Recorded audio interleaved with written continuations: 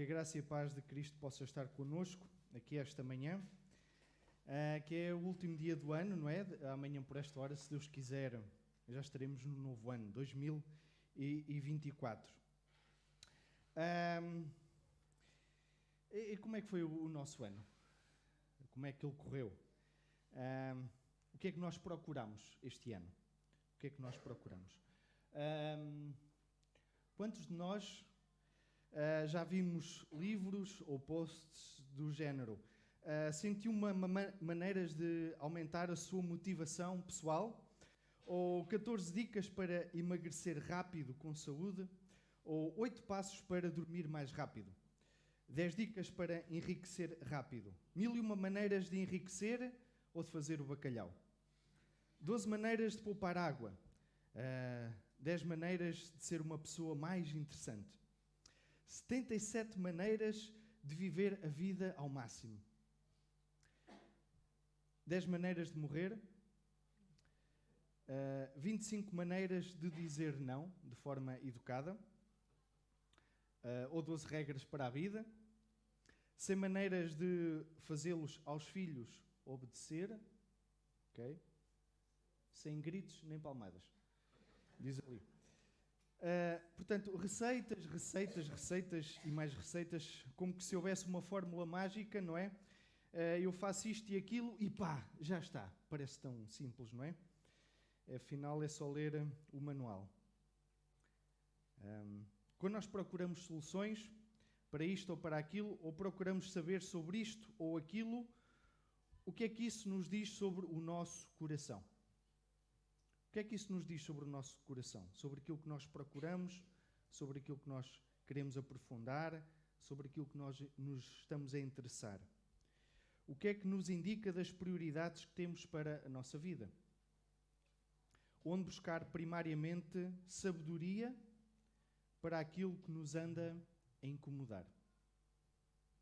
Estamos no fim do ano e talvez desejemos que o próximo ano que comece rápido, porque tivemos situações que queremos fazer questão de esquecer rapidamente, na esperança de que o ano que começa traga como que uma esperança de um novo recomeço. Como que se a simples mudança de ano fizesse isso, apagasse tudo o que está para trás. Às vezes podemos viver na esperança cronológica de o amanhã será melhor, ou o amanhã vai ser melhor do que hoje, sem que olhemos para nós mesmos, sem que façamos um autoexame e nos questionemos se há alguma coisa que eu possa mudar em mim mesmo e de que forma é que eu o posso fazer. Às vezes até temos consciência da necessidade de mudança, mas a forma como a queremos concretizar talvez não seja a melhor. Exemplo disso, as nossas urgências ou o SNS, não é? Existem problemas sérios, mas a forma que se tem encontrado é despejar dinheiro sem fazer uma reforma estrutural sábia. Quantas vezes já ouvimos a expressão despejar dinheiro em cima dos problemas na esperança de que isso se resolva? Pode ser necessário, sem dúvida, mas não será o principal. Quando muito, é algo apenas complementar. Hoje de manhã vamos estar a considerar uma pequena passagem em Provérbios. O livro de Provérbios é uma coleção de expressões curtas e concisas, com significado, como resultado de alguém que já experienciou muito do que a vida tem para oferecer. O seu propósito de Provérbios é baseado logo no primeiro capítulo, e os primeiros 7 versículos é dar sabedoria aos jovens. Contudo, e isto é preciso ter atenção, não há uma relação causa e efeito nestes provérbios ou uma relação diretamente proporcional, sobretudo no que toca à prosperidade. Mas são orientadores, ou são orientações para se ter uma vida mais sábia.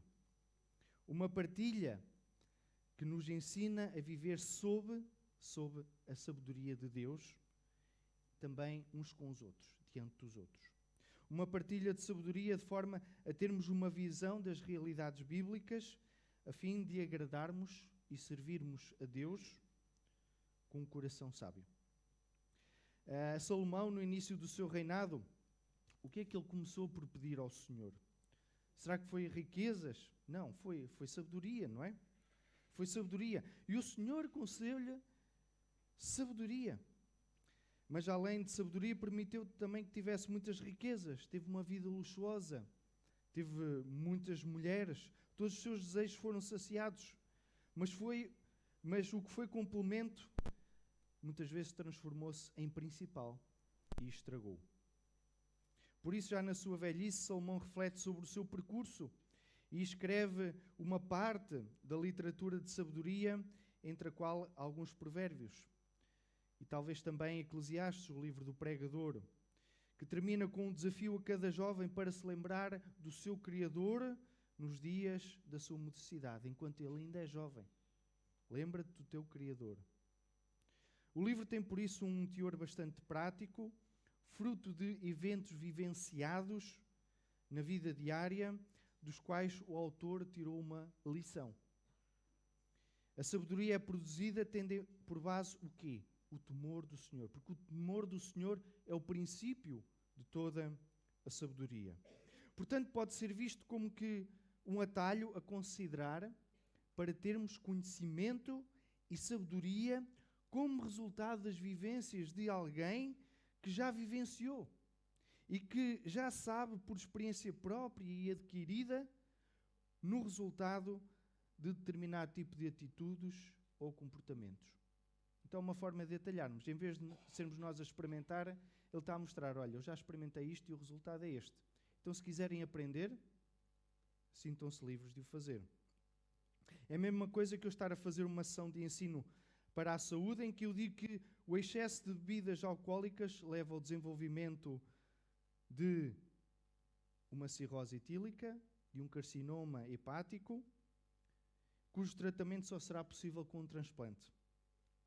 É um conhecimento que já existe, que está estudado, que está experimentado e, portanto, transmite-se esse conhecimento para que outros, ouvindo e aprendendo, possam assimilar na sua vida comportamentos ajustados de forma a prevenir o surgimento desta doença e prevenir o transplante hepático.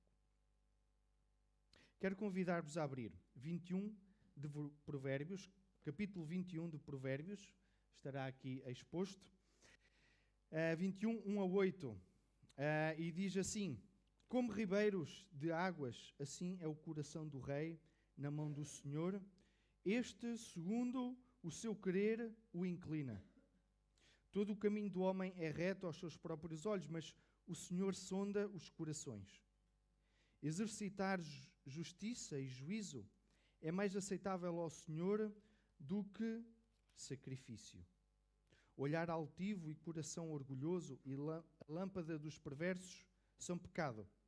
Os planos do diligente tendem à abundância, mas a pressa excessiva à pobreza.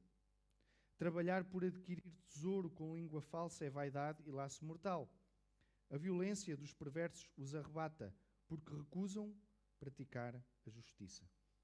Tortuoso é o caminho do homem carregado de culpa, mas reto o proceder do honesto.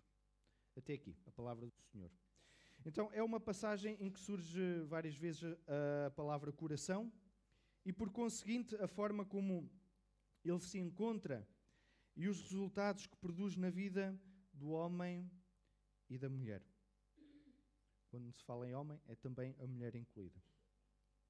Portanto, nós podemos dizer que é uma passagem que nos fala do estado do coração e os seus resultados, seja para o bem ou para o mal, nos caminhos do homem. E uma vez que se trata de um livro de sabedoria, aborda princípios que podemos reter para aplicação prática à nossa vida. Eu dividi a passagem em 3 partes. O primeiro é um coração dependente de Deus. A segunda, um coração sincero perante Deus e os homens. E, por fim, um coração diligente e honesto. Princípio da sabedoria. Um coração dependente de Deus. E vamos focar no primeiro versículo. Como ribeiros de águas, assim é o coração do rei na mão do Senhor. Este, segundo o seu querer, o inclina.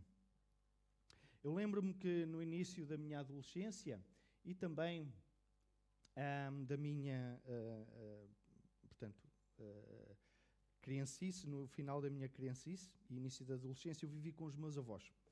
Vivi e testemunhei do que é ser uma geração que sempre viveu, digamos, mangas arregaçadas para os seus e para os outros. De manhã à noite era sempre a trabalhar, só no verão é que pela hora do calor lá ia a cestinha, mas também porque eles tinham levantado muito cedo para ir para os campos. O meu avô até se reformar, ele trabalhou numa fábrica de cerâmica, mas a minha avó era analfabeta e ela sempre trabalhou em casa.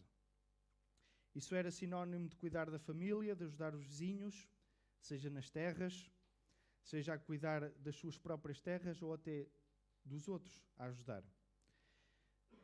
Fiquem a saber que ela sabia gerir melhor as suas finanças do que muita gente letrada. Eu lembro-me quando ia com eles para os campos regar, às vezes, seja o milho, seja o feijão, seja as couves, eles faziam regos por onde passava a água. E quem trabalha aqui no campo sabe aquilo que eu estou a falar. A água vinha de um ponto superior, ou uma vala, e eles iam conduzindo a água conforme queriam. Iam abrindo regos e a água ia fazendo o percurso que eles iam desenhando na terra. Era o agricultor no pleno controlo do campo que queria irrigar. É ele que decide e é ele que estabelece o caminho pelo qual a água deve correr. O momento em que a água deve ser cortada. O momento em que a água deve ser desviada. E é também ele que decide quando a rega termina. Não é o milho que decide. Olha, traz para aqui agora a aguinha para mim, ou o feijão, ou seja o que for.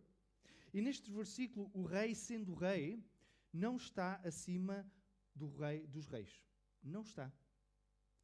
Vemos que o Senhor é quem está, mesmo que isso não pareça, no controlo do coração do rei. Mesmo que o rei, ou o imperador, ou o presidente, seja ele ditador ou seja ele democrático, não tenha consciência disso e se recusa até a admitir isso, Deus está no controle de tudo. Nada escapa à sua soberania. Nada. Vemos exemplos disso na Bíblia, em que reis poderosos foram meros instrumentos na mão de Deus para a concretização dos seus propósitos. Podemos ver o rei Ciro, o rei Nabucodonosor, Belsazar, Artaxerxes, tantos. O Senhor, o Rei dos Reis, na sua soberania, usa quem quer, como quer, quando quer e onde quer, na concretização dos seus planos. Por vezes, os reis poderão pensar que não há nenhuma entidade acima deles. Contudo, sem saberem, estão apenas a ser instrumentos nas mãos de Deus para a concretização da sua vontade. Podemos também considerar que Deus confere a autoridade de homens sobre outros homens. Fica a questão: que uso farão os homens dessa autoridade que lhes foi delegada? De uma forma temporária. Como é que eles vão exercer essa autoridade? Alguns certamente pensarão que serão autossuficientes, como que se fossem deuses, ou que poderão dominar e escravizar os seus semelhantes, abusando das pessoas que têm na sua dependência. Mas o seu domínio um dia terá fim. O seu domínio não é para sempre. Olhando para trás na nossa história mais recente, olhando para Mao Tse-tung ou para a dinastia Kim na Coreia do Norte, seja Hitler ou Stalin, e outros ditadores ou estadistas, o que é que eles têm em comum? A morte. Há alguém, por mais poderoso que seja, que tenha sobrevivido com o passar do tempo? Não. Não. Os tempos passam, as civilizações passam, os impérios passam, os ditadores e benfeitores passam, Deus permanece para sempre. Deus não tem princípio, não tem fim. Não tem sucessão. Ele é o Deus eterno no seu próprio ser, porque Ele de eternidade em eternidade é Deus. Ele é o Alfa, Ele é o Ômega. Ele é o princípio, Ele é o fim. aquele que é, que era e que há de vir um dia.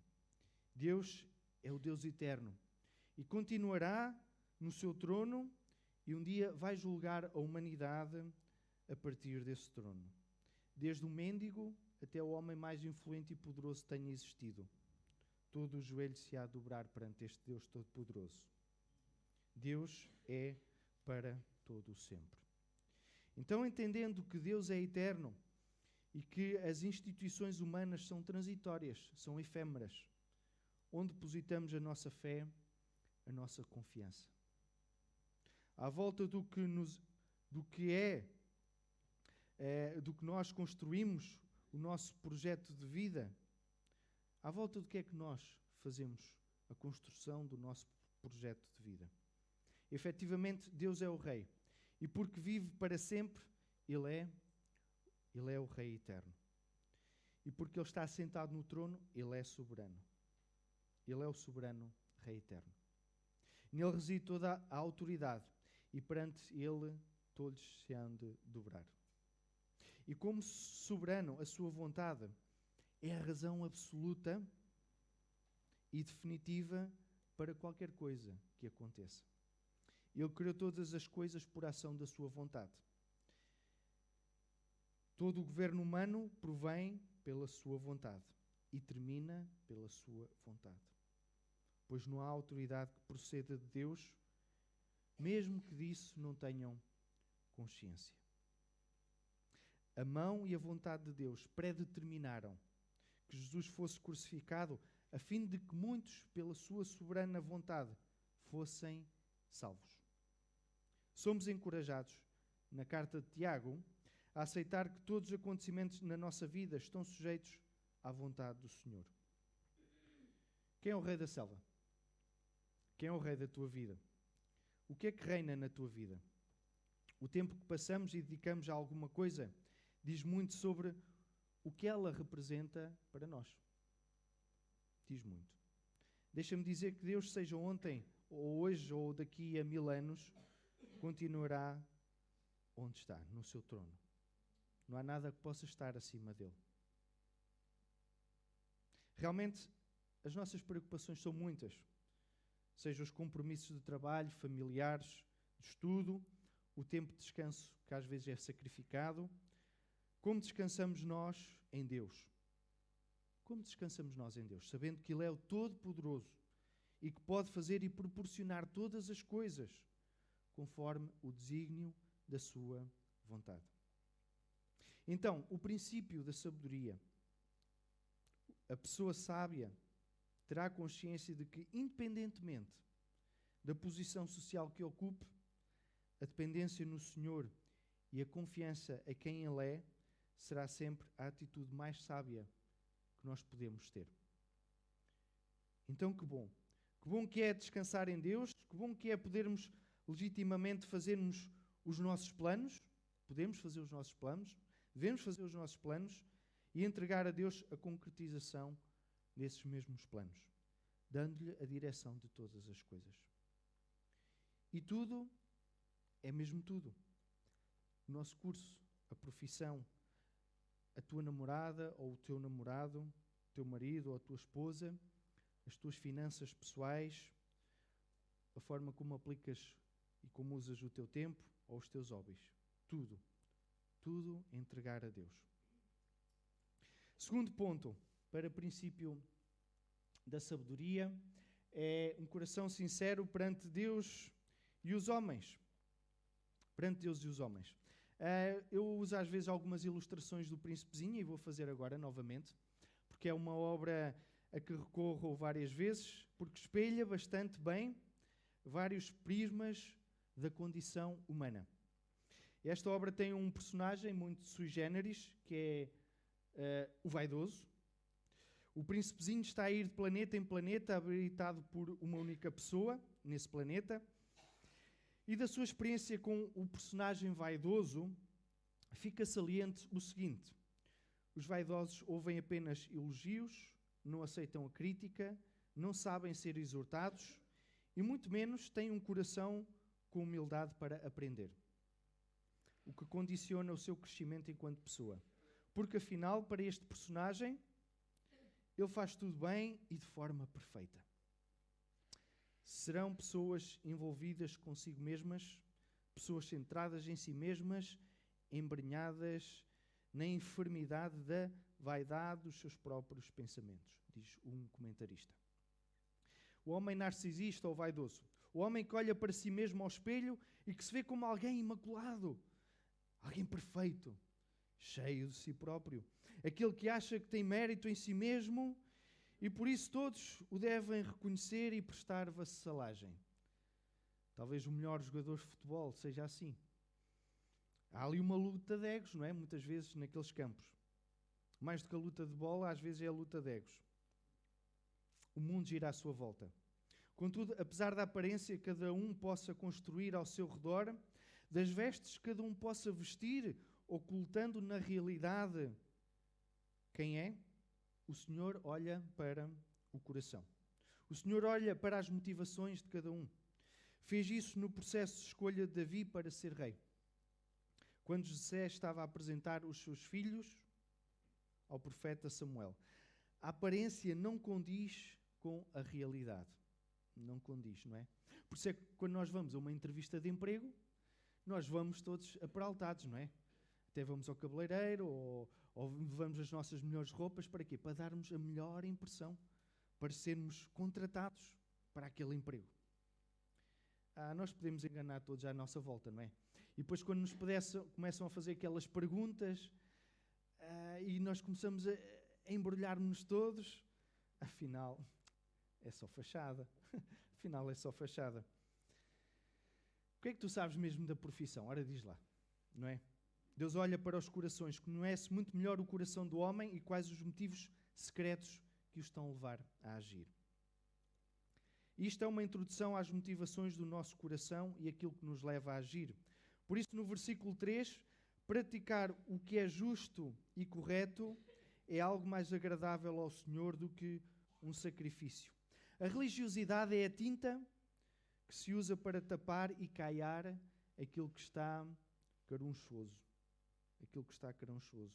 É mais fácil moldar o que está por fora, adequar o comportamento, do que aquilo que motiva o comportamento.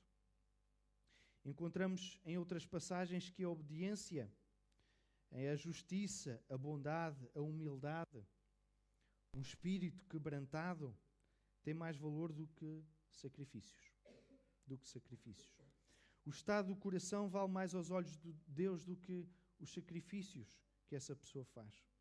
Então isso é justiça e é retidão no caminhar. São temas bem característicos de Provérbios. Um coração sincero é aquele que não busca a glória ou a aprovação dos homens, mas que serve a Deus em humildade e como forma de gratidão pelo que o Senhor fez por ele, por aquilo que o Senhor fez na sua vida. Então nós, quando servimos ao Senhor, o Senhor sabe a forma como nós o estamos a fazer. Ele sabe quando encaramos o trabalho para Ele como um enorme fardo. Quando fazemos por obrigação, para agradar ao líder da igreja, para agradar ao pai, ou à mãe, ou ao marido, ou à esposa. Deus sabe quando fazemos o que fazemos e também sabe quando nós lhe estamos a tirar a glória e estamos a puxar a glória para nós mesmos. Deus sabe quando, afinal, estamos a ser fariseus e a ser construtores da nossa justiça própria. Isso, segundo o livro de Provérbios, é ser insensato. É ser insensato. A insensatez conduz ao precipício. E por isso sacrifícios e atos religiosos mecanizados e desprovidos de sentido, de autenticidade e de intencionalidade são efêmeros. São efêmeros.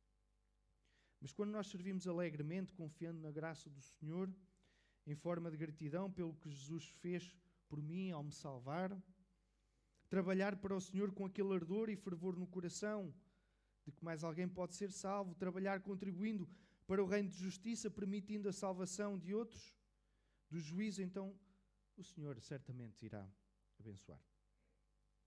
O orgulho e o desejo de exaltar-se são a lâmpada que guia o caminho dos ímpios, e isso é chamado de pecado.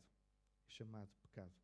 O pecado, visto na sua origem, está precisamente relacionado com a independência e com o desejo de ascender.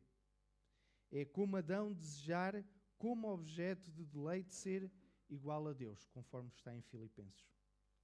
Nas Escrituras, todas as vezes que alguém tentou usurpar a glória de Deus, querendo ser igual a Ele, as coisas não correram muito bem. Nabucodonosor é uma experiência disso, assim como também Herodes.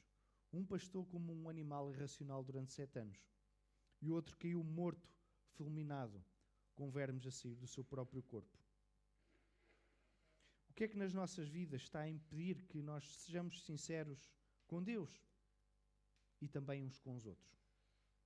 O que é que nós mascaramos para sermos bem reconhecidos e aceitos na comunidade evangélica, mas que é revelado quando estamos a sós ou quando ninguém está a ver?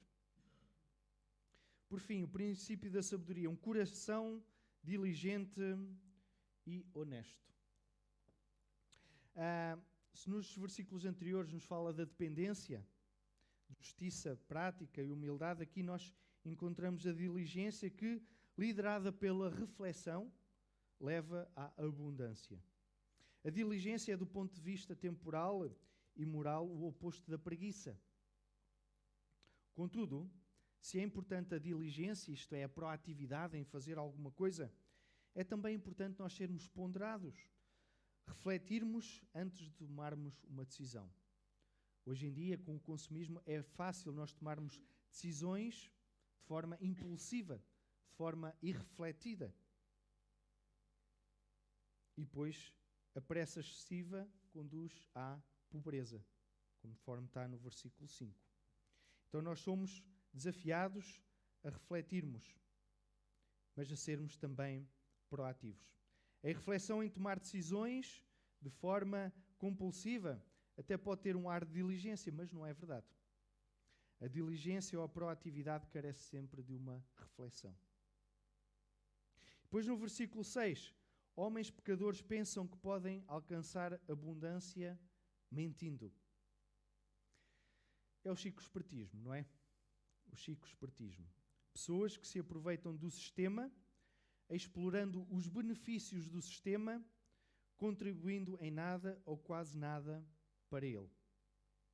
Chico-espertismo. A corrupção é um problema do nosso país.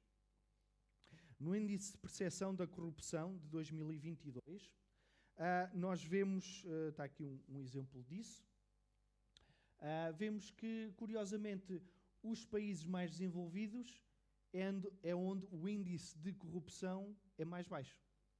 E os países menos desenvolvidos são os países onde há mais corrupção. Nada de novo. Nada de novo. Portugal é avaliado no conjunto dos países da Europa Ocidental e da União Europeia como não tendo registado evoluções significativas nos últimos 10 anos no combate à corrupção. Parece que as notícias indicam isso. E o estudo vem corroborar isso. As sociedades em que cada um tenta alcançar riqueza da forma errada acabam por se colocar numa posição de fragilidade e de miséria. Adquirir riquezas com negócios manhosos, não é? As riquezas podem ser adquiridas desonestamente, mas têm apenas um valor transitório, não são eternas. A Faculdade de Economia da Universidade do Porto estima que o peso da economia não registada, isto é, a fuga aos impostos e atividades não declaradas, no PIB tenha atingido um recorde de quase 35%. Ou seja, quase 35% da riqueza produzida no nosso país é decorrente de uma economia paralela, de fuga aos impostos. Por isso, não se admirem que surjam partidos que têm como bandeira o combate da corrupção. A razão que ninguém quer que tenham, acabam por tê-la.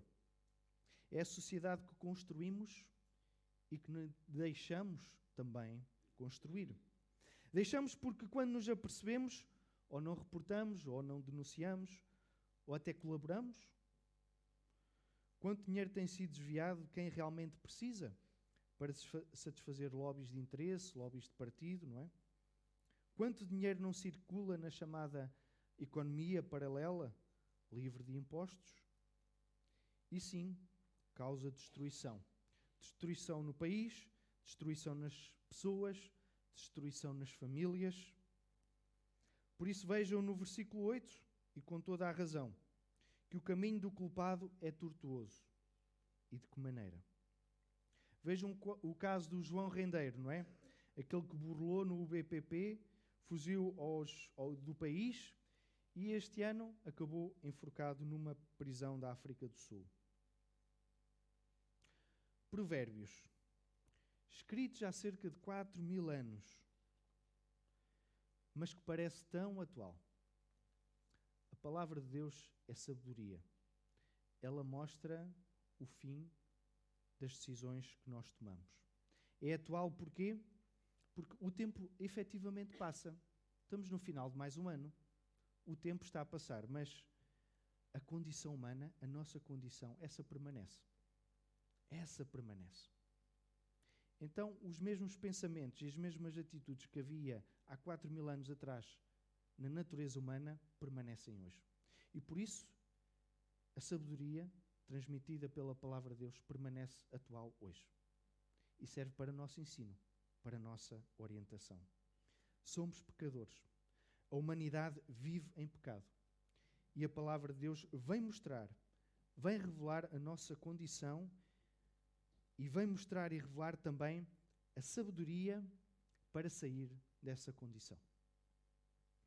A sua palavra é sabedoria. A sua palavra tomou forma e fez-se carne. Jesus Cristo é a sabedoria encarnada para nos tirar de uma condição de domínio, de pecado e nos aperfeiçoar à imagem de Deus. A sua sabedoria livra-nos da destruição. Não é ideologia, não é filosofia, não é um sistema partidário ou qualquer outra sabedoria humana. A sabedoria não é medida pelo meu sucesso pessoal ou profissional, não é medida pelo chico-espertismo de cada um. A sabedoria não é medida pelo tamanho da nossa conta bancária. A sabedoria não é medida pelos requisitos ou padrões que o homem faça. O princípio da sabedoria é colocar Deus no centro da tua vida. O ano que termina, o ano que começa. Como podemos ter mais sabedoria neste ano que começa? Talvez desse capa de um livro, Como Ser Sábio em 2024.